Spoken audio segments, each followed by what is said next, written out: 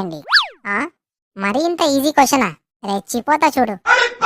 మిత్రమా మిఠాయి పొట్లమా, శనగల స్నేహమా బఠానీల బంధమా, నిన్ను చూడాలని ఉంది, విమానంలో వద్దామంటే తుఫాను, బస్సులో వద్దామంటే రాస్తా రోకో, ఆటోలో వద్దామంటే క్యాష్ లేదు. అందుకని బాదం కాయంత బాధతో చీమరెక్కంత చిట్టిలో రాసి ఒక చెక్కంత పోస్టులో వేస్తున్నాను. టమాటాలతో టాటా, గులాబీలతో గుడ్ బై. ఇట్లు పేరు పెసరకాయ, ఊరు ఉసిరికాయ, రోడ్డు రసగుల్లా, గారాల గల్లి, ఇడ్లీల ఇల్లు, జిలేబీల జిల్లా.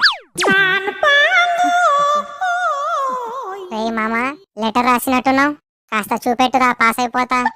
అమ్మా, ఎంతో కష్టపడి రాస్తే నువ్వు ఈజీగా కాపీ చేద్దామని మూసుకొని వచ్చింది రాసుకో.